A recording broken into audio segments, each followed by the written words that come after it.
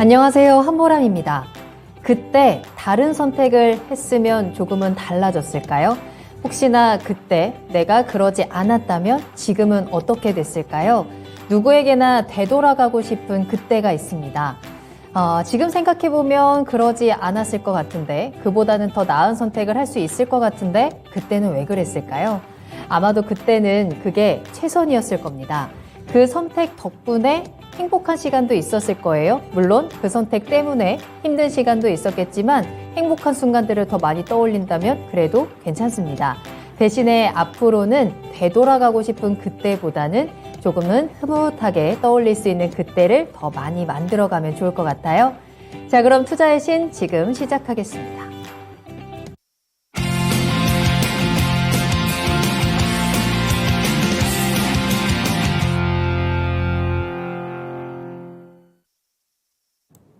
여러분 안녕하세요. 투자의 신에 오신 여러분을 환영합니다. 토마토TV의 투자의 신과 함께 여러분을 투자의 신의 길로 인도해드리는 시간 투자의 신 목요일 1부 시작하겠습니다. 박준현 운용형님과 함께 할게요. 운용형님 안녕하세요. 네, 안녕하십니까. 반갑습니다. 자, 운용형님과 함께 오늘 하루를 마무리하고 또 내일을 준비할 수 있는 시간 만들어 보도록 하겠습니다. 시장에 대한 궁금증들 풀어드릴 거고요. 그리고 종목에 대한 궁금증도 종목 진단을 통해서 달려가 보겠습니다. 자, 지금 함께 하시는 분들께서는요, 바로 유튜브와 전화를 통해서 저희와 함께 이야기 나누실 수 있는데요. 먼저 유튜브에 토마토 증권통 검색하고 들어오셔서 실시간 채팅창에 궁금하신 종목명, 매수가, 비중 남겨주시길 바라겠습니다. 저희가 채택을 해서 여러분들께 쏠쏠한 투자 정보들 같이 나눠드리도록 하겠고요. 전화 상담도 가능합니다. 02-325-8200번, 325-8200번으로 문의 전화 주시고 직접 이야기 나누시면서 더 많은 꿀팁들 받아가시길 바라겠습니다. 자, 오늘 하루는 여러분들 어떻게 보내셨나요? 또 지금 이 시간 함께 하시는 분들 인사 나누면서 투자의 신 시작해 보도록 할게요. 자, 오늘도 역시나 반올림 100%님과 WTN님 일찍부터 함께 해주고 계시고요. 불꽃 쫄보님도 오셨습니다. 서당계 1년차님께서는 지금이 클레오파트라와 쌍벽을 이룬다는 한보람 앵커가 진행하는 투자의 신 시간인가요? 라고 하셨는데 투자의 신 시간은 맞는데 클레오파트라와 쌍벽을 이루는지는 조금 더 확인이 필요할 것 같고요. 동백꽃 피는 날님, 준호님과 봄님 모두 반갑습니다. 여러분들 궁금한 내용들 많이 남겨주세요. 반올림 100%님께서 요즘에 좀 매수문이 많이 올려주셨었는데 그게 채택이 바로바로 요즘 잘 안 됐었죠. 조금은 서운하셨나 봐요. 이제 상담 안 올려 하셨는데 그러지 마시고 계속해서 남겨주시길 바라겠습니다. 매수문의 저희 계속해서 열어두고 받을게요.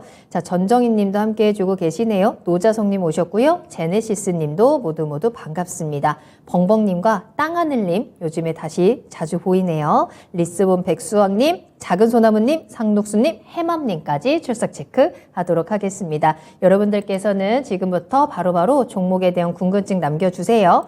자, 그럼 먼저 오늘 장부터 마무리 해보도록 하겠습니다. 자, 운용유님, 오늘 장은 어떻게 마무리됐을까요? 예, 일단은 오늘 장 한마디는 제가 일단은 박스권의 하단에서 반등에 성공했다는 의미가 좀 있다는 쪽으로 좀 말씀 좀 드리고 싶은데요. 네. 제가 이제 시장을 얘기할 때 계속 박스권 등락 장세라고 얘기하고 있고 큰 흐름으로 보면 2,400과 2,500, 짧은 박스는 2,420에서 2,480이라고 제가 얘기를 하고 있는 쪽인데요. 어제 2,420을 이탈했습니다. 2,417로 끝났나요? 차트를 보시게 되게 되면 지난 1월 25일 날 코스피 지수가 2,420포인트 올라선 이후로 종가상으로 2,420 아래로 내려간 적은 없었어요. 근데 어제 급락이 나오면 40포인트 넘게 떨어지면서 2,417로 끝났지 않습니까? 그래서 2,400 아래까지 좀 내려가지 않느냐 그런 어떤 걱정도 했었는데 오늘 아침에 갭 상승을 좀 하면서 일단은 다시 한번 대체적으로 짧게 보면 2,420포인트 정도가 단기 박스권의 하단이 형성되지 않았느냐 일단 좀 그렇게 좀 볼 수가 있을 것 같은데요. 일단 오늘 시장 상승을 이끌었던 수급의 주체는 선물 매수였습니다. 외국인 투자가들이 종가상으로 약 4,400억 정도 매수를 했는데 보시게 되게 되면 제가 이제 시장을 얘기를 할 때 박스권장에서는 외국인 선물 매매가 중요하다고 얘기를 하고 있거든요. 오늘 외국인 선물 매매 동향을 아마 시간별로 좀 보시면 내일 시장까지도 대충 좀 예상을 해볼 수가 있습니다. 오늘 보면 외국인 투자가들의 오늘 1분 단위별로 선물 매수의 추이를 좀 차트를 좀 보시게 되게 되면 맨 위에 이제 보라색이 외국인 매매거든요. 선물 매매 보시면 12시 반에 선물을 최고 매수한 시점이 7,400억이었습니다. 이때 아마 지수가 거의 고점이 나왔을 거예요.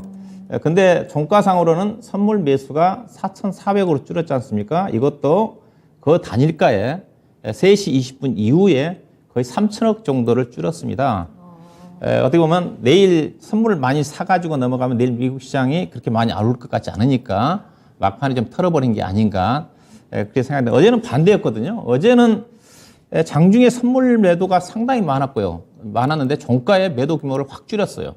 그래서 오늘 반등이 나온 거거든요. 그래서 오늘 반면에 다른 매매는 없었어요. 오늘 보면 매매 동향을 보시게 되게 되면 현물 쪽의 매매는 거의 간망이었습니다. 보시면 코스피 쪽에서 외국인이 90억 정도밖에 안 샀고 그다음에 코스닥 시장에서는 70억 팔았고 거의 간망이었지 않습니까? 즉 선물만 4,400억 가지고 지수를 끌어올린 거고 지수를 끌어올린 거는 결국은 외국인 투자가들이 선물을 사니까 금융투자 중심으로 해가지고 프로그램 매수가 2,500억 정도. 즉 그래서 오늘 코스피 지수의 대형주가 강세를 보인 이유입니다. 오늘 상대적으로 코스닥 시장이 약간 부진했거든요. 아무래도 네. 프로그램 매수는 코스닥 시장을 안 들어오다 보니까 그래서 내일까지도 약간 내일은 어떻게 보면 전강 후약으로 끝날 가능성도 오늘 선물 매매 동향을 보면 알 수가 있지 않겠나 봐야 될 것 같고요. 오늘 시장의 상승을 이끌었던 업종은 이른바 전차라고 봐야 될 것 같습니다. 삼성전자, SK 하이닉스, 그다음에 오늘 자동차 종목도 부품 종목들을 중심으로 해서 상당히 강세를 보였고요. 그다음에 이제 보험주가 오늘 하나생명이라든가 하나손해보험 중심으로 해서 중소형 보험사 중심 강했는데 보험주가 주가가 올라간 이유는 원래 보험주 이제 방어적인 성격이기도 한데 보험회사들에 대한 회계 기준이 약간 좀 변경이 됩니다. 그에 따라서 가치 재평가를 받지 않겠는가 그것 때문에 보험주들이 강한 흐름, 오늘 수급적으로도 기관 외국인 투자가들이 보험주는 쌍끌이 매수가 유입됐다고 봐야 될 것 같고요. 반면에 딱 보면 철강, 기계, 조선주들이 오늘 상대적으로 떨어졌습니다. 이들 종목이 떨어진 이유는 다른 게 없었던 것 같고요. 최근에 중국의 양해를 앞두고 경기 부양책에 대한 기대감 때문에 중국 관련 종목들이 앞서 오늘 올랐던 전기전자가 실 때 많이 올라왔거든요. 아무래도 전기전자가 자동차가 올라가니까 이쪽에서는 단기 차익성 매도 물량이 나온 게 아닌가. 아까는 보면 코스피는 순환매 성격이라고 볼 수가 있죠. IT가 좀 조정을 받을 때 이쪽이 올라갔는데 오늘 IT가 가다 보면 아무래도 IT도 가고 그동안 강했던 철강이라든가 기계나 조선까지 가게 되면 종합주가 지수가 50포인트, 60포인트 올라가 버리거든요. 이제 그런 어떤 부담 때문에 자연스럽게 이른바 풍선 효과라고 봐야 되겠죠. 한쪽이 올라가니까 한쪽은 약간 쉬는 그런 흐름이 코스피 시장의 특징이었다 볼 수가 있을 것 같고요. 코스닥 시장은 앞서 보시다시피 뚜렷한 수급의 주체가 없습니다. 없어서 거의 개인 투자가들 중심에 일부 개별성 테마주 중심의 강세가 상당히 좀 눈에 들었다. 2차전 종목들은 약세를 보였지만은 특히 오늘 AI 관련 종목들이 거의 신고가 나온 종목들이 많습니다. 셀바스 AI가 지금 단기간에 거의 2주 만에 지금 100% 이상 올라온 것 같고요. 그 다음에 코난 테크놀로지 쉬었다가 지금 상승을 하고 있고, 솔트룩스라든가 관련 종목들이 이들 오늘 특징 거래대금을 보시게 되게 되면 삼성전자가 전체 거래대금 1위고 나머지는 다 코스닥 시장을 중심으로 한 개별성 종목들이 거래대금 10위권에 포진될 정도로 개별성 AI 관련 테마들 종목 중심으로 해서 상당한 강한 흐름지급을 보였다 볼 수가 있을 것 같고요. 그 다음에 오늘 XR 관련 종목들, 로봇 관련 종목들, 그 다음에 반도체 장비 종목들, 오늘 AI 관련 종목들의 강세는 아무래도 전일 미국 시장에서 데이터 센터라든가 클라우드 관련 종목들이 강세를 보였고, 그 다음에 장 끝나고 엔비디아가 실적이 좋게 발표되지 않습니까? 대표적인 AI 관련 수혜 종목이기 때문에 관련 흐름에서 오늘 이쪽이 강세를 보인 게 아닌가 봐야 될 것 같고요. 반면에 오늘 2차전지 관련 종목들이라든가 오스 임플란트를 중심으로 한 덴튬이라든가 의료기기 관련 종목들이 상대적으로 하락했는데 보면 딱 코스피와 코스닥 시장의 특징이었던 것 같습니다. 앞서 얘기했다시피 그동안 상승 과정에서 상대 소외를 받았던 종목들이 올랐던 종목들은 차익성 매도 물량이 나오고 반면 코스닥 시장은 AI 관련 종목들이 여전히 시장에서 주도주 역할을 하는 개별 종목 장세가 시장의 특징이었다 그렇게 볼 수가 있을 것 같습니다. 네. 자, 우선 이렇게 박준현 운용형님과 함께 오늘 시장을 분석을 해봤습니다. 수급적인 특징들도 우리는 계속해서 좀 체크를 해봐야 될 것 같고요. 앞으로 또 남아있는 여러 가지 경제 지표들과 또 시장에서의 영향을 주는 모멘텀들이 굵직한 것들이 기다리고 있기 때문에 이 박스권에서 진행되는 시장 속에서 우리는 조금 더 현명한 그리고 조금 더 야무진 진단 전략들을 좀 체크를 해봐야 될 것 같습니다. 이런 시장 속에서 좀 기회를 놓친 종목들도 있으실 거고요. 미처 대응을 하지 못했던 종목들도 있으실 텐데 자, 지금부터 박준현 운용형님과 종목 진단을 통해서 그 종목에 대한 앞으로의 해결책들을 찾아보도록 하겠습니다. 자, 종목 진단 지금부터 바로 시작을 할 거고요. 여러분들 궁금하신 내용들 남겨주시길 바라겠습니다. 유튜브에 종목명 매수가 비중 남겨주시고요. 구체적인 내용들 그리고 매수 문의도 모두 자유롭게 남겨주시면 되겠습니다. 자, 그리고 전화로 조금 더 자세히 이야기 나눌 수 있으니까요. 0232-8200번으로 지금 바로 문의 전화 주시면 되겠습니다.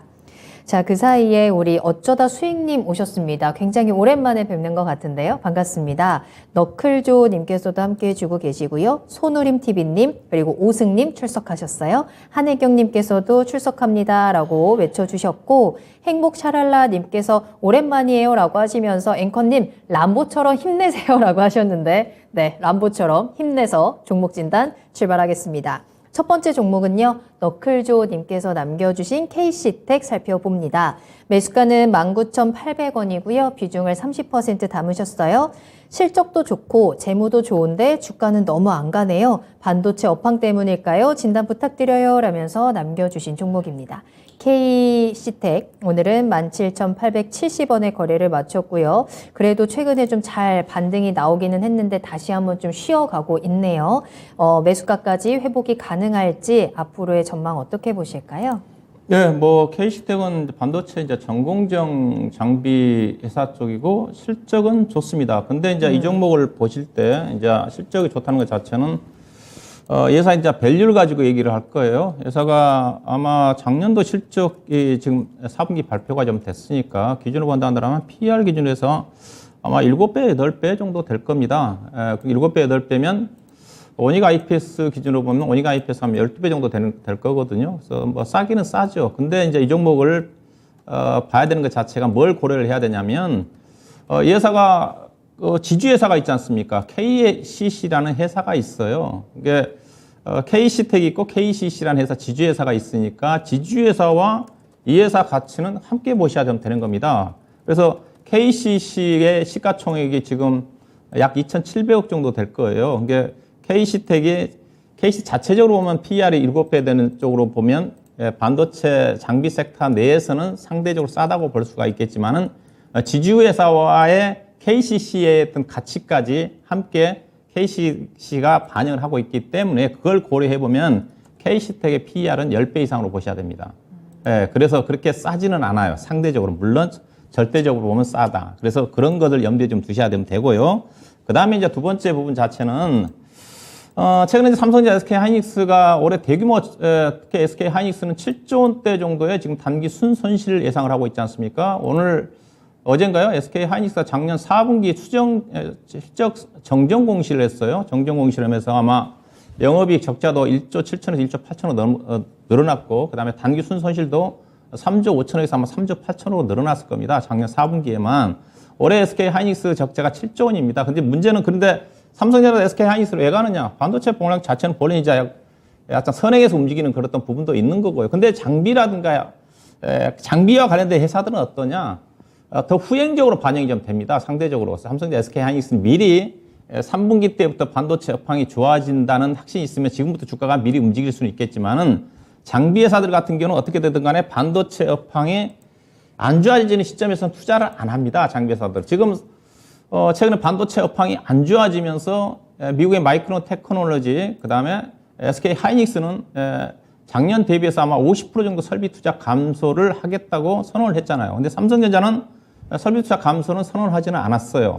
그래서 일단 장비 회사들 입장에서 본다 한다면 현재 주가는 삼성전자나 SK 하이닉스가 상당히 견조하게 움직임이 전개되겠지만 장비 회사들 같은 경우는 올해는 실적 증가를 기대하기는 어려울 거예요. 그 다음에 최근 이제 반도체 장비 종목들이 주가 좀 모멘텀이 하나 있었지 않습니까? K칩스법이라고 그래가지고 반도체 투자와 관련해가지고 관련 기업들에 대해서 10%에서 15% 정도인가요? 세액 공제해주겠다는 법안을 국회에서 통과를 시키려고 했었는데 통과 무산됐지 않습니까? 한 일주일 정도 됐습니다. 그래서 모멘텀 차트가 꺾여버렸어요. 그러면 삼성전자, SK 하이닉스도 제가 보기엔 추가적으로 올라가기가 쉽지 않거든요. 현재 실적으로 봐서는 계속 등락 구간이 전개될지언정 고점을 종합주가지수에서 빠르게 올라가기 쉽지 않거든요. 그렇게 본다 한다면 반도체 장비라든가 소재 관련 종목들도 주가의 상승 모멘텀은 제한적이다. 그래서 저는 추가적으로 상승하기 위해서는 삼성, SK 하이닉스도 좀 그렇고 하반기 정도에 정말로 3분기 이후에 반도체 업황이 확실하게 좋아지는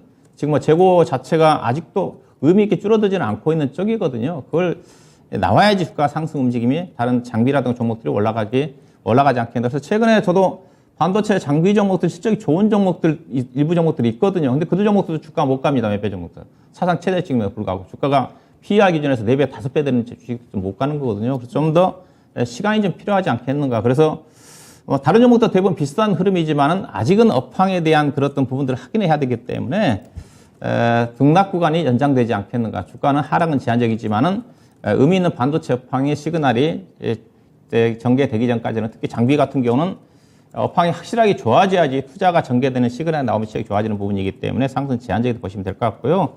이 종목은 뭐 K시텍은 다른 반도체 장비 종목도 마찬가지지만 부채가 없습니다. 거의 무차입 회사이기 때문에 하방은 좀 지지가 돼요. 그렇지만은 현재 실적 자체가 작년도 영업이 아마 600억 가까이 좀 될 거예요. 실적은 거의 뭐 최고 수준이니까. 근데 그렇지만은 현재 업황 수준을 고만한다 고점 돌파는 어렵다 좀 봐야 될 것 같고요. 그래서 일단은 차트상으로 본다 어제 음봉이 좀 나왔지만 이게 이제 모멘텀이 꺾인 게 앞서 얘기했다시피 칩스법 통과 부분 자체가 무산됐던 영향도 좀 있어요. 그래서 최근에 17,400원까지 내려왔는데 손절할 필요는 없습니다. 손절할 필요는 없을 것 같고 빠지면 아마 17,200원 정도. 그다음 올라간다 하더라도 최근에 잠깐 19,000원이었었는데 이 사이라고 봐야 될 것 같습니다. 현재로 봐서는. 그래서 등락 구간 17,200원과 최근에 이제 19,000원대 언저리 정도가 고점이니까 18,800원 정도 사이에 제한적인 등락 구간 쪽에서 기간 조정의 흐름이 전개되고 난 다음에 하반기 이후에 좀 2만 원 이상의 돌파하는 흐름으로 좀 전개되지 않겠는가. 좀 긴 흐름으로 접근하는 전략이 필요하지 않겠나 봐야 될 것 같습니다. K시텍에 대한 진단을 도와드렸고요. 최근에 이렇게 주가가 꺾인 이유에 대해서도 함께 짚어드렸습니다. 다행히 차트상으로 지금 하방은 어느 정도 지지가 될 수 있겠지만 이보다 더 큰 상승은 지금 당장 기대하기는 좀 어려울 것 같고요. 당분간은 17,200원에서 18,800원 사이의 기간 조정 기간이 좀 필요하고 하반기 들어서면서 2만 원 이상을 기대해 볼 수는 있겠습니다. 시청자님의 상황에 맞춰서 한번 대응 전략을 잘 참고해 보시길 바라겠습니다. 자, 계속해서 박준현 운용형님과 함께하고 있고요. 여러분들 궁금한 내용들 많이 남겨주시길 바라겠습니다. 행복샤랄라님께서 람보님이 웃어주셨네요 라고 하셨는데 진짜 이 람보라는 별명은 정말 제 평생 절대 저랑은 뗄래야 뗄 수 없는 관계이겠죠. 오랜만에 듣는 것 같아요. 람보라는 별명을. 반갑습니다. 자, 그리고 궁금한 내용들도 계속 남겨주시고요. 저희 다음 상담 이어갈게요. 이번에는 유튜브에서 나이트님이 남겨주신 두산퓨얼셀 살펴보겠습니다. 매수가 38,000원이고요. 비중 20% 담으셨어요. 진단 부탁드립니다. 감사합니다. 라고 하셨는데 사실 방송하면서 수소에 대한 이야기가 나오면 빠지지 않고 이제 채팅창에 등장하는 종목 중에 하나가 두산퓨얼셀이죠. 38,000원에 매수를 하셨고요. 오늘 1%대 하락을 하면서 35,250원에 거래를 마쳤습니다. 38,000원이면 꽤 오랫동안 지금 보유하고 계신 상황이거든요. 중간에 살짝 회복에 대한 시그널도 있었는데 다시 한번 좀 밀리기도 했습니다. 지금 시점에서 다시 한번 정확한 분석과 전략이 필요할 것 같아요. 두산퓨얼셀 어떻게 보세요? 예, 뭐 연료전지의 대표적인 회사니까. 근데 지금 현재 이제 두산퓨얼셀의 수주 잔고도 많이 쌓이고 있고 실적도 점진적으로 좀 좋아지는 쪽인데, 그래서 작년 4분기 실적이 상당히 좋게 나왔거든요. 작년 4분기 영업이익 아마 170억 정도 나왔을 겁니다. 아마 시장 예상치가 아마 100억 정도 된 걸로 알고 있는데 시장 예상치가 꽤 상향 실적이 나왔어요. 그 뒤로부터 차트를 보시다시피 일단은 21평선을 좀 위에 두고 견조하게 움직임이 전개되는데 문제는 이제 이 종목이 밸류 자체가 여전히 높다는 거죠. 여전히 높고 소연료전지 시장 자체는 성장성은 확실한데 현재 어떤 연료전지와 두산퓨얼셀과 관련된 실적 부분 자체는 우리가 이제 연료전지 하게 되면 차량용 수소차와 관련된 연료전지 시장에 대한 성장성을 보고 움직이지 않습니까? 근데 현재 두산퓨얼셀의 실적은 발전소용 연료전지 쪽에서 나오는 실적이 다입니다. 발전소에도 친환경과 관련된 연료전지가 들어가거든요. 근데 수소차와 관련된 연료전지 시장 자체가 본격적으로 확대되기 위해서는 최소한 2025년도 이상으로 좀 보여야 되는 거죠. 근데 올해부터는 이제 좀 우리나라뿐만이 아니라 원래 이제 우리나라 수소차 하게 되게 되면 현대차가 가장 앞서는 쪽에 기술력을 이제 가지고 있었고 추진을 했던 건데 현대차가 작년도에 수소차 시장에 대해서 약간 지금 잠깐 멈칫하고 있는 쪽이지 않습니까? 근데 대신 보니까 유럽이라든가 미국 쪽에서 이제 수소 연료전지와 관련된 시장에 관심이 높아지고 있는 것 같아요. 그래서 우리나라만 가지고 되는 건 아니니까. 그래서 일단은 중장기적으로 시장 성장을 하는데 문제는 이 종목의 주가가 못 가는 이유 자체가 제가 이거는 뭐 1년, 2년 전부터 주가 못 간다고 얘기하는 주식이거든요. 왜냐하면 그 연료전지 시장의 성장성이 더 높습니까? 지금 2차전지 양극재 관련된 성장성이 높습니까? 그거 보시게 되게 되면 양극재 관련 종목들은 연평균 50%, 100%씩 성장을 해요. 매출액이. 실적도 따라주고 있고. 근데 지금 두산 폴셀은 아니거든요. 작년도도 4분기 실적은 좋게 나왔지만 역성장이에요. 작년도에 영업이익 두 개를 보시게 되면 179억이 나왔거든요. 아니, 172억 나왔거든요. 2019년도에 영업이익 190억, 그 다음에 2020년도에 260억, 재작년도에 2020년 180억, 작년도 72억이에요. 역성장입니다. 주가 갈 수가 없죠. 예. 그럼 올해는 어떠냐? 올해 전망치가 400억인데, 근데 제가 두산 폴셀 계속 연말 전망치와 더불어서 연초 전망치와 연말에 비교해보면 항상 가이던스 대비해서 훨씬 못 미칩니다. 이게 작년 같은 경우도, 연말에 72억 나왔었는데 아마 400억 정도 목표치를 했을 거예요. 근데 올해 전망치가 417억인데 이것도 못 믿는다는 거죠. 예, 근데 믿는다 한다 하더라도 올해보다는 앞서 연료전지 시장 자체는 2024년, 2025년도 시장까지 볼 수가 있는 거니까 현재 2024년도까지 전망치가 나오는데 658억이에요. 그럼 2024년도에 예사 밸류가 몇이냐? 현재 주가 38,000원 기준에서 PER 62배입니다. 그러면 앞서 얘기했다시피 요즘 양극재 관련 종목들이 시장 주목을 받고 있는데 양극재 관련 종목들이 최근에 주가가 올랐지만 2024년도 기준에 PER이 지금 30배예요. 2025년도 앞서 부산 폴셀이 2023년도 62배라고 그랬었죠. 양극재 종목들이 PER이 지금 30배니까 아마 2025년도 되면 LNF라든가 에코프로비엠 같은 경우는 PER 기준에서 20배 가까이 떨어질 겁니다. 그러면 부산 폴셀의 매력 자체가 떨어질 수밖에 없죠. 예, 그래서 주가가 시청은 좋게 나왔지만은 하방은 지지가 되겠지만은 주가가 올라가면 올라서 밸류션 부담 때문에 주가가 어려워요. 예, 그렇지만 길게 보면 가기는 갈 겁니다. 근데 상당히 올해까지도 이 종목은 제가 보기에는 의미 있게 주가가 올라가기는 어렵다고 봐요. 그래서 이런 종목들이 약간 이제 모멘텀이 부각이 좀 돼가지고 약간 미국 쪽에서 연료전지 관련 종목들에 대한 뭐 투자 이익이 나오면서 급등하면 그때 올라갈 때 그때는 뒤돌아보지 말고 팔아야 됩니다. 그리고 빠질 때 성장하니까 저점에서 성장하는 주식은 너무 높게 사버리면 상당 기간 고생을 합니다. 이 종목 가지고 계신 분들 어때요? 보시면 주봉을 보시게 되게 되면 2021년도 주가가 6만 원이었습니다. 예, 만약에 그때 2021년도에 2차전지 쪽에 양극재 관련 종목들 샀으면 어떻게 했어요? 거의 아마 3배, 4배 떴을 거예요. 근데 이 종목은 거의 반토막이에요. 예, 그런 차이입니다. 있어요.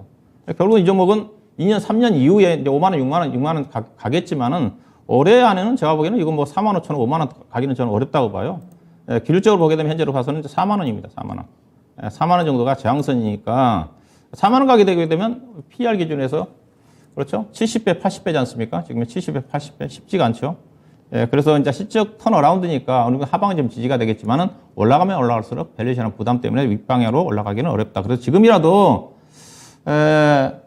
아마 수소 연료전지 관련 종목들은 내년도 정도 가야 좀 어느 정도 단계적으로 상승하지 않겠는가. 그래서 올해도 거의 박스권의 움직임이 전개될 수밖에 없습니다. 그래서 일단은 뭐 박스권에 현재로 봐서 시장 여건이 나쁘지 않으니까 33,000원 박스권의 하단, 그 다음에 4만 원 정도가 박스권의 상단이다. 그 사이에서 매매를 좀 하시든지 그렇지 않으면 오히려 더 성장성이 높은 종목 쪽으로 교체 매매하는 전략이 좀 필요하지 않겠다. 일단 목표 주가는 4만 원 정도 제시해드리도록 하겠습니다. 네, 두산 퓨얼셀 진단 도와드렸고요. 4만 원을 목표가로 해서 수익으로 매도하는 전략과 함께 또 종목 교체에 대한 조언도 함께 전해드렸으니까요. 참고해 보시길 바라겠습니다.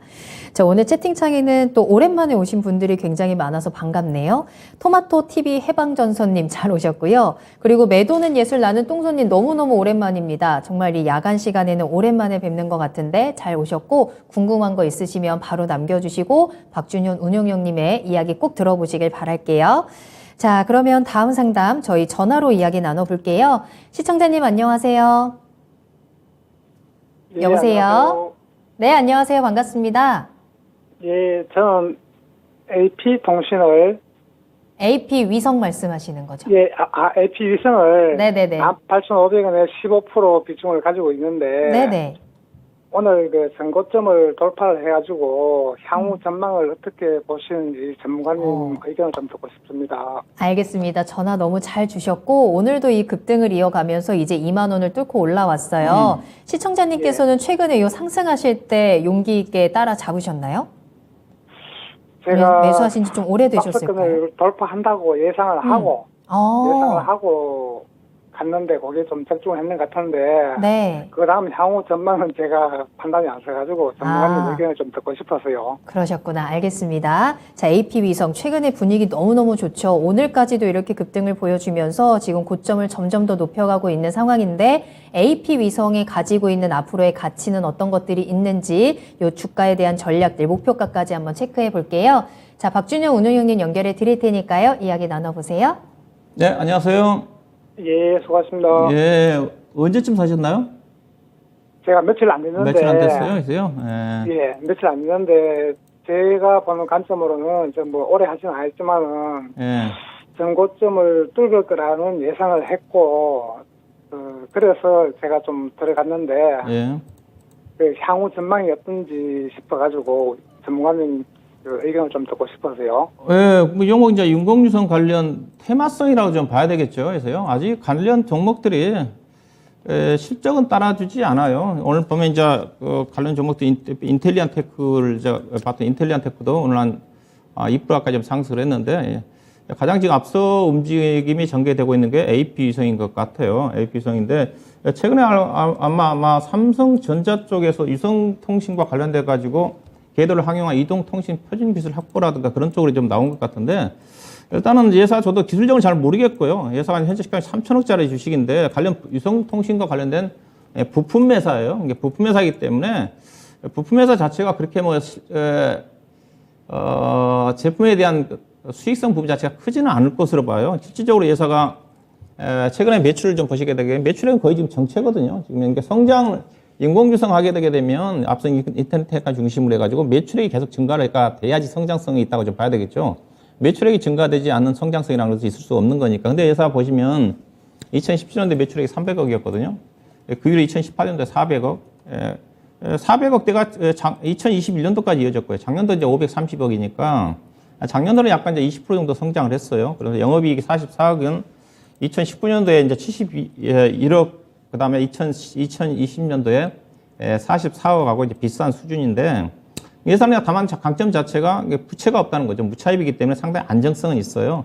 자본이 지금 800억짜리인데 오늘 주가가 좀 뜨면서 시가총액이 3천억이 넘었으니까 그 PBR로 따지면 이제 4배니까 4배 정도 이 종목은 인공위성 시장과 관련돼가지고 있어 성장성의 프리미엄을 4배 정도 프리미엄을 받고 있다. 일단 그렇게 기본적 분석으로 이해하시면 될 것 같습니다. 즉 예사의 가치로 봐서는 실적으로 봐서는 업종 자체는 종목으로 봐서는 성장성이 있는데 매출액으로 봐서는 그렇게 뚜렷하게 주가가 올라갈 만한 성장성은 없다. 그러면 이 종목을 어떻게 정해요? 단기적인 테마 이슈로 접근하셔야 되는 거고요. 오늘 주가가 움직였던 것 자체가 보니까 수급적으로 오늘 기관 예금 투자가들이 상당히 적극적으로 매수를 했네요. 보니까요. 예금 투자가들도 거의 한 10만 주 가까이, 그 다음에 기관 투자가들도 6만 5천 주 가까이 좀 매수를 해주면서 수급도 괜찮기 때문에 또 차트상으로도 오늘 장대 양봉이 좀 나온 흐름이었기 때문에 추가적으로 충분히 차트 흐름으로 온다 한다면 상승이 좀 가능할 것 같습니다. 우리 시청자님 말씀에 따라 최근에 고점을 좀 돌파를 했거든요. 최근에 고점을 좀 돌파를 해서 그 다음에 이제 다음 고점은 2021년도 이제 3월 달에 형성됐던 주가가 23,600원입니다. 아마 여기서는 좀 걸리겠죠. 그래서 또 이격도 좀 급격히 벌어졌기 때문에 비중이 몇 프로라고 했습니까? 15%. 15%. 예, 그렇죠. 예. 일단은 목표 주가를 23,800원이 진짜 고점이니까 일단 단기적으로 이제 급등을 했기 때문에 22,000원 정도 넘어가면 한번 차익 실현을 하세요. 왜냐하면 지금 22년 이동평선 이격이 너무 벌어졌습니다. 현재 22평선이 지금 16,000원대이기 때문에 추가적으로 바로 올라가긴 힘들어요. 가더라도 이건 무조건 23,000원대에서 한번 쉬었다가 다시 2만원대 정도까지 내려왔다가 다시 기간 조정 이후에 상승할 가능성이 큽니다. 앞서 얘기했다시피 제가 실적이 따라주면서 주가가 올라가면 그 직전 고점도 돌파가 가능한데 아직은 그런 쪽은 아닌 것 같으니까 작년 2021년도 2월달 3월달에 형성됐던 고점 23,800원이니까 23,000원 정도 언저리 정도 올라오면 그때서 또 분할 매도 하셔가지고 차익 실현하시고요. 예, 그리고 이 종목에 미련이 있으시면 다시 한번 제가 보기에는 2만 원대 아래 정도까지 내려올 수가 있습니다. 그 아래권에서 15% 정도 파시면 5%나 10% 정도는 다시 재지집을 하는 것도 가능하지 않겠는가, 그렇게 좀 말씀 좀 드리도록 하겠습니다. 네. 자, 시청자님 일단 조금 더 단기적으로는 반등의 가능성 보이고요. 22,000원을 1차적인 목표가로 해서 수익을 실현하시는 전략을 조언을 드렸습니다. 도움이 좀 되셨을까요? 예, 감사합니다. 네, 감사합니다. 성투하세요. 네, 예. 감사합니다. 자, AP 위성 진단 도와드렸고요. 여러분들 계속해서 전화 상담 열려 있으니까요. 지금 바로 전화도 많이 이용해 주시길 바라겠습니다. 02-325-8200번 열어둘게요. 325-8200번 지금 바로 전화 주시면 운영형님과 함께 직접 이야기 나눠보시길 바라겠고요. 유튜브 채팅창도 계속 열어두겠습니다. 유튜브에 토마토 증권통 검색하고 바로 들어오세요. 채팅창에 궁금하신 내용들 자유롭게 남겨주시길 바라겠습니다. 특히나 오늘 시장 이제 채팅창에서는 종목에 대한 아쉬움들을 또 많이 나누고 계시더라고요. 진작에 팔고 갈아탈 걸 그랬다. 그때 좀 미리 사둘 걸 그랬다. 라는 이야기들도 많이 보이는데 제가 오프닝에서 말씀드렸죠. 되돌리고 싶은, 후회하는 그때를 만들기보다는 조금 더 흐뭇하게 떠올릴 수 있는 그때를 많이 만들어야 됩니다. 자, 그때를 만들기 위해서 나중에 그때 종목 진단 받을 거라고 후회하지 마시고 지금 바로 종목 진단 받으시길 바랄게요. 궁금한 내용들 계속 남겨주시고요. 그럼 다음 상담도 이어가 보도록 하겠습니다. 이번에 만나볼 종목은 현대에너지솔루션입니다. 어쩌다 수익님께서 남겨주신 종목인데요. 매수가는 51,700원이고요. 비중 15% 담으셨어요. 신재생 에너지에 시장에서 관심이 없는데 미국 IRA 수혜주로 생각을 해서 하루에 조금씩 매수하고 있습니다. 계속해서 매수해도 괜찮을까요? 라는 질문도 남겨주셨어요. IRA 관련해서 현대에너지솔루션의 수혜를 기대해 볼 수 있을까요? 네, 그렇죠. 현대에너지솔루션은 태양광 모듈 기업이거든요. 모듈 기업인데 예상한 이제 작년도 실적이 대폭적으로 좋아졌거든요. 보시면 2021년도 매출액이 5,900억이었는데 작년도에 거의 1조 원 가까이 9,800억. 영업이익이 무려 거의 10배 가까이, 9배 가까이 증가됐어요. 2022년도 95억인데 작년도 900억. 작년도 4분기도 상당히 그 가이던스가 높았는데 무난하게 예상 실적을 달성을 했어요. 근데 주가가 좀 많이 떨어졌죠. 아무래도 작년도에 주가가 워낙 많이 떴으니까 이제 그런 또 부분도 있을 거고. 근데 최근에 이제 신재생에너지 정책 중에서 이제 국내로 본다 한다면 아무래도 태양광하고 이제 그 풍력 쪽이 있을 것 같은데 현재 어떤 윤석열 정부의 정책은 태양광보다는 풍력 유지에 풍력을 좀 우대하는 정책이거든요. 아무래도 이제 전 정부 문재인 정부 쪽에서 태양광을 쪽에다 더 비리라든가 있다 보니까 그걸 내세우기가 조금 힘들었던 것 같아요. 그래서 대신 태양광을 조금 줄이는 대신에 풍력 쪽을 많이 늘리는 정책. 그래서 상대적으로 풍력 쪽이 최근에 움직임이 괜찮아요. 근데 풍력은 실적이 최근에 CS 윈드라든가 CS 베어링 같은 경우가 실적이 상당히 안 좋게 나왔어요. 안 좋게 나와서 그래서 이제 국내 쪽에서는 약간 홀대를 받고 있는 게 태양광 시장 쪽입니다. 근데 이제 작년도 태양광 회사들 하나솔루션도 실적이 좀 괜찮았고 특히 현대에너지 실적이 서프라이즈 좋아진 것 자체가 이제 국내 쪽도 있었지만은 작년도 이제 유럽 쪽에서 에너지 대란이 나오면서 유럽 쪽에 대한 그 풍력 시장 확대 관련해 가지고 관련 모두 쪽에 유럽 쪽에 좀 많이 나갔어요. 그래서 현대에너지 솔루션 실적이 좋아졌던 것 자체가 국내보다는 유럽 쪽이었고요. 그다음에 이제 우리 시청자님이 미국의 IRA 수혜주로 이제 생각한다는 쪽인데 저도 작년도에 미국 쪽에 많이 나가지 않나 했었는데 현대에너지 솔루션이 미국 쪽에 대한 부분 자체 크지 않았더라고요. 그래서 올해는 이제 그렇게 본다 한다면 올해는 이제 기대할 수가 있는 거죠. 특히서도 미국의 법인에 진출해 있기 때문에 올해는 이제 본격적으로 작년도에 미국의 인플레이션 감축법이 8월 달인가요? 통과가 좀 되면서 올해부터 본격적으로 풍력이라든가 태양광 시장을 중심으로 해서 미국 쪽에 엄청나게 투자가 전개될 거니까 관련 쪽에 해외 법인이 진출한 현대에너지 솔루션 유럽 쪽은 올해도 괜찮을 것 같고 국내도 작년도에 이제 여러 가지 태양광 그 비리 조사 것 때문에 유축이 좀 됐지만은 어차피 태양광 부분 자체는 계속적으로 성장할 수밖에 없는 거니까 정부의 정책 목표 자체는 풍력이 약간 줄어들었지만은 그렇게 보시면 될 것 같고 그래서 올해도 실적 전망치는 좋을 수밖에 없어요. 여기다가 작년도는 이제 폴리실리콘 가격이 워낙 강세했지 않습니까? 아무래도 모듈 회사이기 때문에 폴리실리콘 가격이 강세면 모듈 회사 입장에서 본다면 원재료가 폴리실리콘이기 때문에 안 좋거든요. 근데 최근에 OCI 폴리실리콘 최근에 이제 가격이 반등하고 있지만 작년 대비해서 많이 떨어져 있거든요. 그래서 아마 모듈 회사들의 그 수익성 자체는 나쁘지는 않을 거다. 일단 그렇게 좀 보시면 될 것 같고, 그래서 작년 4분기까지 실적이 좋았기 때문에 올해도 아마 실적 기대치를 믿어도 될 것 같아요. 그래서 올해도 작년도에 매출액 기준 거의 100% 가까이 성장을 했는데 올해도 지금 거의 20% 넘게 성장할 거나 전망이거든요. 작년 영업이 900억이고 올해 1250억인데 그러면 주가 지금 엄청 쌉니다. 이거 주식 적극적으로 사셔야 돼요. 올해 실적 기준 PR 6배거든요. 신재생에너지 관련 종목 20% 30% 성장한 기업이 국내 대표적인 모듈 회사가 PR 20배다. 현재 하나솔루션이 태양광 회사지만은 이제 석유화학 부분에 대한 매출 비중이 좀 많아서 PR이 11배, 12배입니다. 최근에 하나솔루션이 많이 떨어지면서 현대에너지 솔루션까지 덩달아서 떨어졌거든요. 하나에너지 솔루션은 하나솔루션은 떨어질 수가 있어요. 이 회사 실적은 석유화학 부분이 절대적으로 많이 차지하거든요.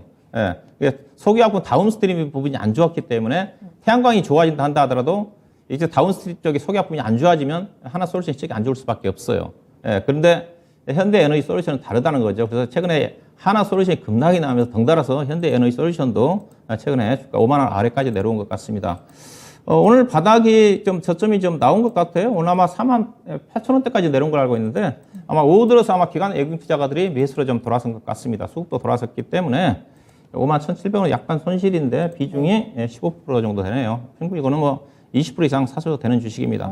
올해 뭐 충분히 작년도 워낙 많이 떠서 이제 그동안 이제 피했기 때문에 올해 충분히 작년도 고점이 8만 원대인데 충분히 기업 내용상으로 본다면 8만 원 이상까지 가야 되는 주식이니까요. 올해 예상되는 주당 순이익이 주당 EPS가 8,000원입니다. 태양광 회사 성장성 있는 회사 PR이 10배는 가야 되거든요. 10배 가면 8만 원이죠. 주가 뭐 적극적으로 사셔야죠. 그래서 추가 매수 가능할 것 같고 일단 단기적으로는 일단은 좀 최근에 고점이 5만 7천 원대 정도 되는 거니까 4만 8천 원까지 내려왔기 때문에 일단 기술적인 좀 대응을 하시고 중장기적으로 충분히 우상하는 주식이니까 중장기적으로는 7만 원, 8만 원 정도까지 가져가도 되는 주식이다. 그렇게 좀 보시면 될 것 같습니다. 자, 현대에너지솔루션 여러모로 긍정적인 전망들을 그려볼 수 있을 것 같습니다. 주가 지금 쌉니다 라고도 말씀을 해주셨거든요. 모아가는 전략 충분히 가능하고요. 조금 더 길게 바라보시면서 8만 원까지 바라보시면 될 것 같네요. 자, 계속해서 상담 이어가고 있습니다.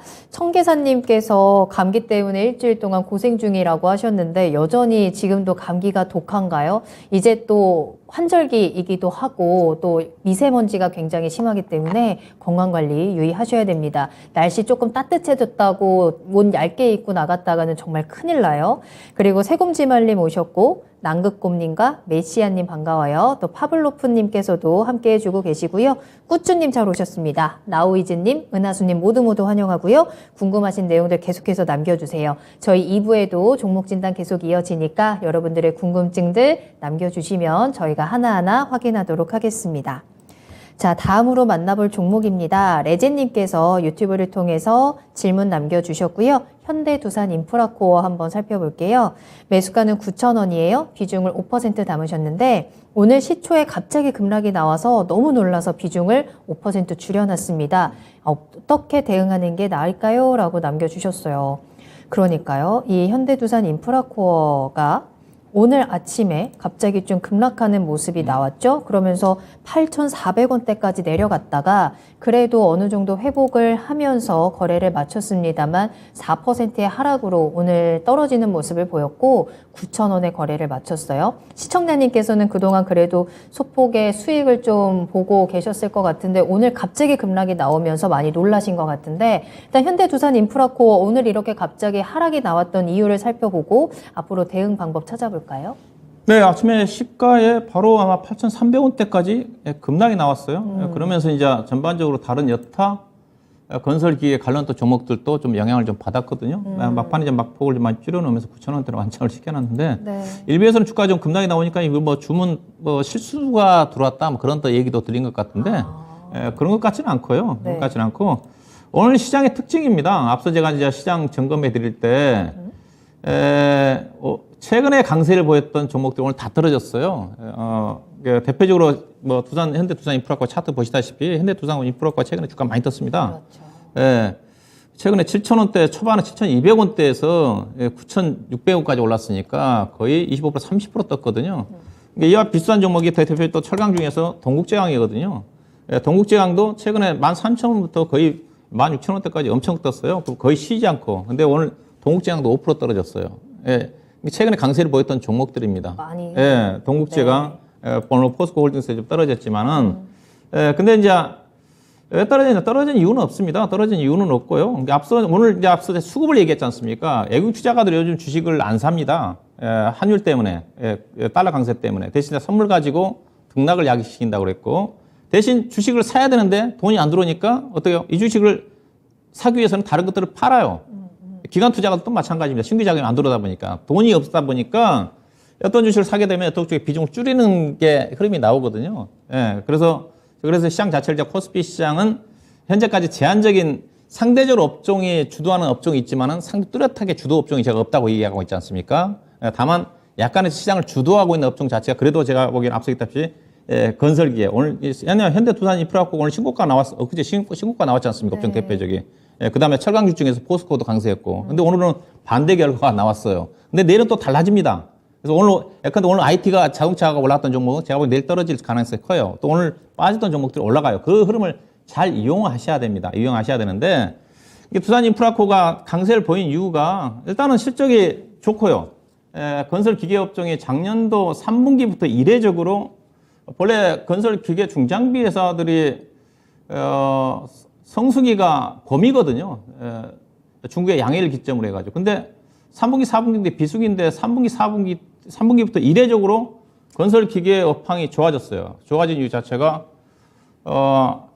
중국은 안 좋지만은 유럽을 중심으로 해가지고 신흥시장, 미국을 중심으로 해서 자원개발 투자를 중심으로 해가지고 인프라 투자가 활성화 좀 되면서 그쪽에 수출 비중이 많이 늘어나면서 국내 불사회사들이 현대두산인프라코, 현대건설기계, 두산 밖에서 미국 쪽이지만 두산인프라코도 최대적인 낙후도 이쪽 여급이 났으니까 그 흐름이 현재까지 12월 달까지 전개되고 있는 것 같고요. 그러면 오늘 주가가 떨어진 이유 자체가 두 가지로 현대두산인프라가 떨어진 이유 자체가 기업 내부적으로 어떤 다른 악재가 나올 수 있는 거. 기업 내부적으로는 이 종목을 보시게 되면 오늘과 비슷한 경우 언제 나왔냐면 여기 보시면 작년 12월 달입니다. 12월 29일 날 장중에 12.9% 떨어졌어요. 7,200원 보시죠? 네. 근데 종가는 얼마에 끝났냐? 8,000원에 끝났어요. 저점 10% 올랐어요. 이때 떨어진 이유가 있습니다. 이때 떨어진 이유가 자사주 매도가 좀 나올 거다. 그 얘기 있었어요. 직원들 자사주 매수가 600만 주인가? 그러면서 나왔는지는 모르겠지만 그 우려 때가 아마 있었던 것 같아요. 근데 그건 지났기 때문에 근데 오늘 주가 떨어진 것 자체는 아무래도 앞서 얘기했던 외국인 투자가들이 오늘 수급을 보시게 되면 오늘 외국인 투자가들이 약 50만 주를 팔았어요. 아침부터 그 물량이 좀 나온 것 같아요. 근데 대신 기관 투자가들은 46만 주 샀는데 근데 이 종목 이제 수급을 좀 보시게 되게 되면 누적으로 보시게 되게 되면 작년도 앞서 얘기했다시피 건설 기계 업종이 좋아지면서 외국인이나 기관 투자가들 사는 시점 자체가 여기 보시다시피 작년 10월 달부터입니다. 10월 달까지 보시게 되면 90만 주인데 지금 작년 10월 달부터 현재까지 보시게 되면 외국인 투자가들이 2천만 주 샀고요. 기관 투자가들이 1,560만 주 샀습니다. 개인만이 팔고 있죠.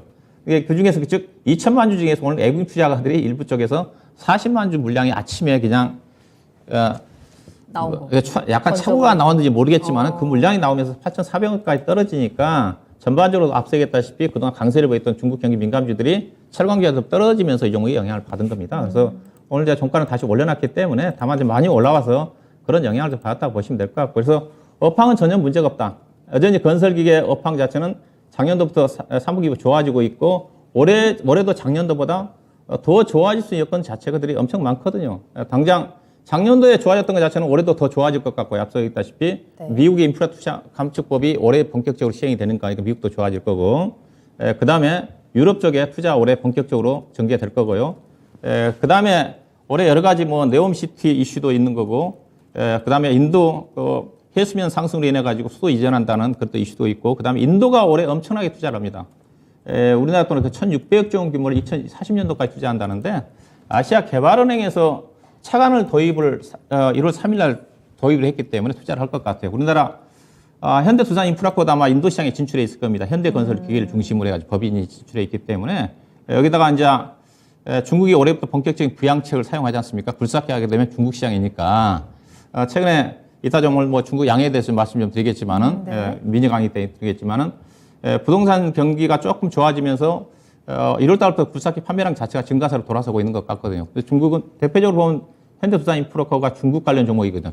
중국 쪽에 대한 노출도가 가장 큽니다. 근데 작년도 중국의 굴삭기 판매량이 최악임에도 불구하고 예사가 현대로 넘어가면서 거의 최대 실적이 났고 그동안 배당을 전혀 안 해줬거든요. 예사가 두산그룹에 있을 때 작년도 현대그룹으로 넘어가면서 240원 시가 배당률로서 작년 연말 기준에서 3% 정도 배당을 할 정도로 기업 내용 자체가 탄탄합니다. 이제 과거에 두산그룹이 아니라는 거죠.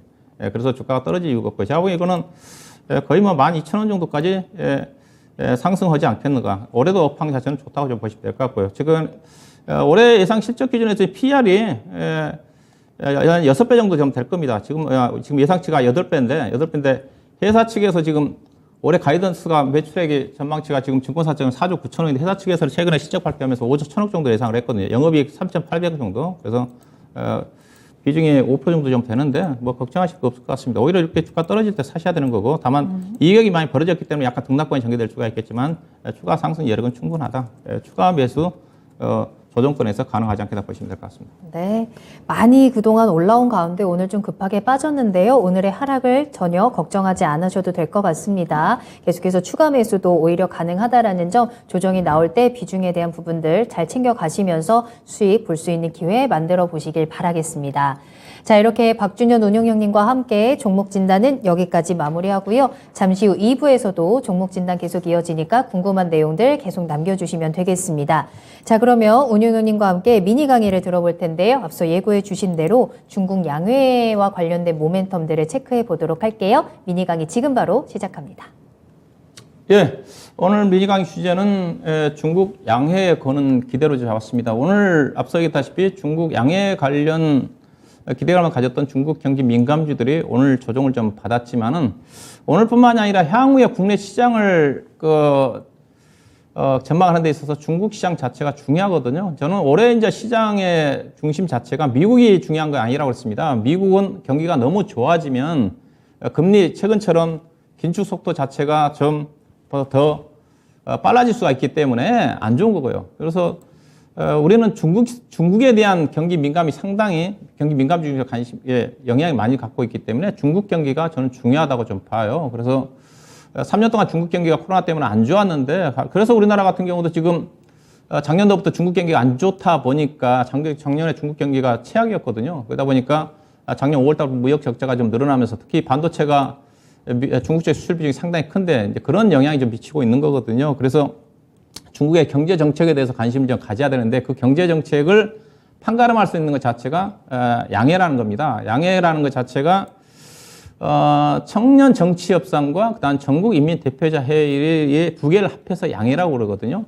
3월 4일부터 3월 11일까지 열리는데 청년 정치 협상이 아마 3월 4일 날 열릴 거고 그다음 3월 5일부터 전인대회가 열리는데 특히 이제 전인대 첫날에 이제 중국의 올해 경제 중요한 정책 목표치를 제시하거든요. 여기 정책에 따라 가지고 중국 정책 당국자들의 올해 중국의 경기 방향을 어떤 식으로 이끌어갈지를 나타낼 수가 있기 때문에 이게 상당히 중요한 부분입니다. 현재까지는 약간 기대감 때문에 종목들이 올라왔지만은 중국 정책 방향에 따라 가지고 앞서 최근에 움직였던 중국 경기 민감주들이 어떻게 전개되고 또 실적들이 업황이 좋아질지를 판가름 볼 수 있는 게 중요한 부분이라고 봐야 될 것 같은데 일단은 올해 가장 중요한 것 자체가 경제 성장률 전망치죠. 현재 중국의 경제 성장률 전망치를 올해 지금 5.5% 정도까지 제시하지 않겠는가 그렇다 전망이 있어요. 참고로 작년도에 중국의 경제 성장률이 3.0%, 3%밖에 안 됩니다. 3.0. 본래 당초는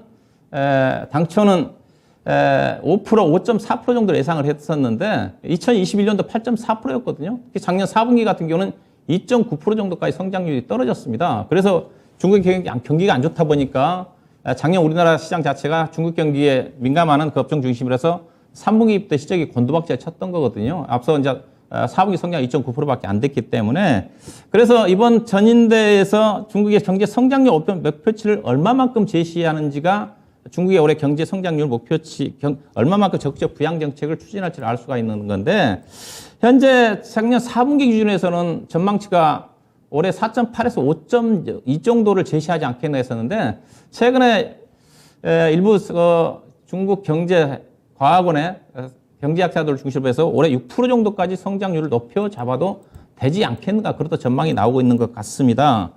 근데 만약에 5.5% 이상 제시한다 그러면 적극적인 중국 정책 당국자들이 경기 부양책을 사용하겠다는 그런 의미로 해석될 수가 있기 때문에 그게 아마 그렇게 된다면 상당히 주식시장에 호재로 작용할 가능성이 크고요. 그 다음에 이제 또 한 가지 지표 자체가 재정 적자 목표치인데 작년도에 중국의 재정 적자 목표치가 2.8%였거든요. 올해는 3.2 내지는 3.3으로 올린다는 겁니다. 재정 목표치를 올린다는 것 자체는 재정 적자를 감수하고서라도 적극적으로 재정 투자를 통해 가지고 경기 부양책을 사용한다는 의미거든요. 그래서 두 가지 지표가 중요하게 우리가 좀 봐야 되지 않겠는가 좀 봐야 될 것 같고요. 네. 그럼 중국 부양책 관련된 그런 지표도 나오면 뭐가 가장 수혜를 받느냐? 일단 제조업과 관련된 인프라 투자라고 보시면 될 것 같습니다. 경기 부양책에 가장 빠르게 속도를 낼 수 있는 것 자체가 인프라 투자이기 때문에 그래서 최근 들어서 관련된 정부 인프라 투자 관련된 수혜를 받을 수 있는 대표적인 철강이라든가 화학이라든가 건설기 같은 경우도 중국의 제1위 불사기 예산인 3일 중공업이 최근에 급등했습니다. 그래서 우리 시장은 오늘 조정을 좀 받았지만은 3월 4일 날 있을 양해에서 정책 목표에 따라 가지고 추가적으로 모멘텀 부각이 좀 되면서 관련 업종들의 주가 움직임을 추이가 좀 전개되지 않겠나 봐야 될 것 같은데 그래서 경기 민감주에 대한 관심은 지속적으로 풀어야 될 것 같고요. 다만 업황의 개선 추이를 좀 감안한 대응이 필요하지 않겠는가. 제가 보기에는 현재 업황으로 본다 한다면 중간에 가장 앞서가는 쪽이 건설기계 쪽이고요. 그 다음에 철강이고 화학업종인데 제가 짧게 업황과 관련해가 업황 플러스 관련 종목들 좀 말씀드리면 자 철강입니다. 철강은 전반적으로 지금 글로벌 철강이 괜찮아요. 중국의 철강 가격도 반등을 하고 있고 다만 철강도 제품 가격에 따라 가지고 중국은 전반적으로 반등인데 우리나라는 조선업황이 좋아서 후판 가격은 상승을 하고 있고 건설업황이 안 좋아서 철근은 안 좋습니다. 그러면 철근과 관련된 대한제강이라든가 한국철강은 약간 부정적으로 보셔야 될 것 같고 후판 쪽에 비중이 많은 동국제강을 조정을 받았죠. 그래서 최근 동국제강이 가장 오른 이유입니다. 밸류션 자체도 가장 싸니까 동국제강을 탑으로 좀 봐야 되는 거고요. 그 다음에 화학입니다. 화학업종은 워낙 안 좋았다가 최근에 제품 가격이 반등을 하면서 NCC 업체 기준에서 일단은 손익분기점까지 올라왔어요. 그렇지만은 여전히 적자 수준입니다. 적자 수준이 실적이 제한적이에요. 만약에 업황이 좋아지게 되게 되면 중동이라든가 중국 쪽에서 공급 물량 자체가 본격 출원이 되기 때문에 제품 가격 상승 제한이 제한적입니다. 그래서 NCC 업체는 가급적 롯데케미칼이나 대한유화는 보수적으로 보셔야 될 것 같고요. 친환경과 관련된 효성 첨단 소재라든가 송원 산업을 관심 있게 볼 필요가 있지 않겠는가. 그 다음에 건설 기계 쪽입니다. 작년에 글로벌 인프라 투자 자체가 올해도 전개될 것 같고요. 그 다음에 중국의 굴삭기 판매 자체가 거의 3년 동안 최악이었는데 작년도에 최악이었거든요. 올해는 1월 달부터 지금 회복되는 조짐을 좀 보이고 있어가지고 관련 어떤 쪽에 시장 자체가 전반적으로 좋아지는 흐름이 속도 전개되지 않겠는가 좀 봐야 될 것 같고요. 중국 경기 쪽에 가장 민감하게 반응한 굴삭기 회사가 현대두산 인프라코입니다. 원래 25% 30% 정도 차지했는데 작년도는 16% 정도까지 줄어들었어요. 그럼에도 불구하고 작년도에 좋았다는 거죠. 근데 올해는 중국도 좋아진다 하더라면 더 좋아질 수가 있어요. 그다음에 진성TC라든가 대창탄조 같은 경우는 PER 기준에 지금 5배, 6배밖에 안 되는 수준에 싸기 때문에 중소형 종목들 여전히 관심권에 놓고 지켜볼 필요가 있지 않겠는가. 이 정도로 말씀 좀 드리도록 하겠습니다. 네. 자, 중국 양회 얼마 남지 않았습니다. 이 관련된 수혜 종목들 또 우리 시장에서는 주가가 또 큰 영향을 받기도 하는데요. 철강, 화학, 건설기계 관련된 종목들 꼭 눈여겨보시고 좋은 성과를 만들어 가시길 바라겠습니다. 자, 이렇게 운용형님과 함께 또 여러분들께 다양한 정보들 전해드렸고요. 여기서 먼저 인사를 드리도록 할게요. 오늘 감사합니다. 네, 고맙습니다. 네, 투자의 신 1부 여기서 마무리하고요. 잠시 후에 2부로 돌아오겠습니다. 종목 진단 계속 이어지니까 궁금한 내용들 남겨주시고요. 저는 잠시 후에 돌아올게요. 조금 이따 만나요.